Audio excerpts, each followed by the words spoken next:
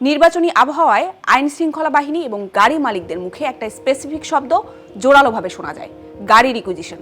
নির্বাচনের সময় রাষ্ট্রীয় কাজে বিষয়টি যেমন অত্যন্ত জরুরি, আবার অনেকের জন্য এটি আতঙ্ক অসন্তোষের নামও। এই গাড়ি রিকুইজিশন বিষয়টি আসলে কি, নির্বাচনের সময়ে কেন এটি করা হয়, আর এ নিয়ে জনমনে এত আতঙ্ক কেন, জানবো আজকের স্টার এক্সপ্লেন্সে। গাড়ি রিকুইজিশন একটি আইনি প্রক্রিয়া। রাষ্ট্রের জরুরি প্রয়োজনে যখন পুলিশ বা প্রশাসন কোনো ব্যক্তিগত বা বাণিজ্যিক যানবাহন সাময়িকভাবে ব্যবহার করার জন্য নেয়, তখন তাকে রিকুইজিশন বলা হয়। তবে গাড়ি রিকুইজিশনের মানে এই না যে পুলিশ আপনার গাড়িটি একেবারে নিয়ে ফেলছে। বলা যায় সাময়িক ব্যবহারের জন্য তারা আপনার গাড়িটি ধার নিচ্ছে। ডিএমপি অধ্যাদেশ 1976-এর 103 ক 1 নং ধারা পুলিশ কমিশনারকে এই ক্ষমতা দেয়। তিনি চাইলে লিখিত আদেশ দিয়ে জনস্বার্থে যে কোনো গাড়ি ব্যবহার করতে পারেন, তবে পুরো প্রক্রিয়াটি অবশ্যই আইন ও নিয়মের মধ্যে থেকেই করতে হবে। সাধারণত বড় কোনো রাষ্ট্রীয় কাজে বা কোনো জরুরি প্রয়োজন দেখা দিলে প্রশাসনিক পরিবহনের কাজে অনেক গাড়ির প্রয়োজন হয়, কিন্তু যখন সেই চাহিদা মেটানোর জন্য পর্যাপ্ত সরকারি যানবাহন থাকে না আইন অনুযায়ী, তখনই কেবল রিকুইজিশনের পথে যেতে হয়। সাধারণত জাতীয় নির্বাচন, ভিআইপি মুভমেন্ট কিংবা বড় পরিসরে আইন শৃঙ্খলা পরিস্থিতি নিয়ন্ত্রণের সময় এই কাজ করা হয়। যেমন আসন্ন জাতীয় নির্বাচনে প্রায় 16 লাখ মানুষ দায়িত্ব পালন করবেন। এত বিপুল জনবলের যাতায়াত আর নির্বাচনী সরঞ্জাম আনা নেওয়ার জন্য প্রচুর গাড়ির প্রয়োজন, কিন্তু সরকারি গাড়ির পরিমাণ কম হওয়াতে পুলিশ প্রশাসনকে বাস, মাইক্রোবাস, ট্রাক বা লেগুনার মতো যানবাহন রিকুইজিশনের উপর নির্ভর করতে হবে। তবে গাড়ি রিকুইজিশনের ক্ষেত্রে পুলিশের পক্ষ থেকে লিখিত রিকুইজিশন স্লিপ দেওয়া বাধ্যতামূলক, যেখানে সময় ও উদ্দেশ্য উল্লেখ থাকবে। এই সময় জ্বালানি ও আনুষঙ্গিক খরচ পুলিশ বহন করবে। যদিও রিকুইজিশন একটি বৈধ প্রক্রিয়া, তবুও এ নিয়ে জনমনে আতঙ্কের বড় কারণ হলো আইনের অপপ্রয়োগ এবং আদালতের নির্দেশনা সঠিকভাবে না মানার অভিযোগ।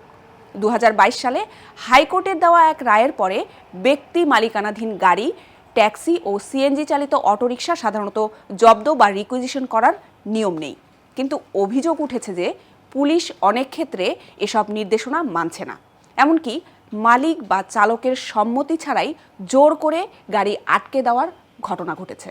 আরেকটি বড় উদ্বেগের জায়গা হলো রিকুইজিশনের সময়সীমা। আইন অনুযায়ী কোনো গাড়ি একটানা সর্বোচ্চ 7 দিনের বেশি আটকে রাখা যাবে না।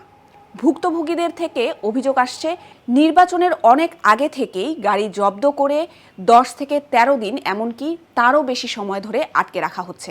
পাশাপাশি চালকদের জন্য থাকার বা খাবার যথাযথ ব্যবস্থা না থাকা, জ্বালানি খরচ বা ক্ষতিপূরণের অনিশ্চয়তাও সাধারণ মানুষের আতঙ্কের আরেকটি কারণ।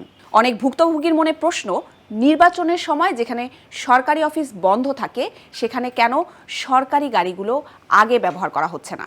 2022 সালে উচ্চ আদালত গাড়ি রিকুইজিশনের বিষয়ে 11টি সুনির্দিষ্ট নির্দেশনা দিয়েছেন, যার উদ্দেশ্য পুরো প্রক্রিয়াটিকে স্বচ্ছ ও জবাবদিহিমূলক করে তোলা।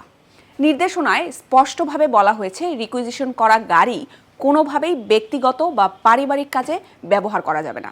যে কারণ দেখিয়ে গাড়ি নেওয়া হবে, কেবল সেই নির্দিষ্ট কাজের জন্যই গাড়িটি ব্যবহার করতে হবে। একই সাথে মালিককে আগে থেকেই লিখিত নোটিশ দিতে হবে, যাতে তিনি জানেন তার গাড়ি কখন, কোন কাজে এবং কত দিনের জন্য নেওয়া হচ্ছে। আবার একই গাড়ি 6 মাসের মধ্যে দ্বিতীয়বার রিকুইজিশন করা যাবে না, যাতে নির্দিষ্ট কোনো মালিক বা চালকের ওপর বারবার চাপ না পড়ে। বর্তমান পরিস্থিতিতে পুলিশের দাবি তারা নিয়ম মেনেই রিকুইজিশন করছে এবং তার উপযুক্ত ক্ষতিপূরণও দিচ্ছে, কিন্তু সাধারণ মানুষের অভিজ্ঞতায় দেখা যাচ্ছে ভিন্ন চিত্র।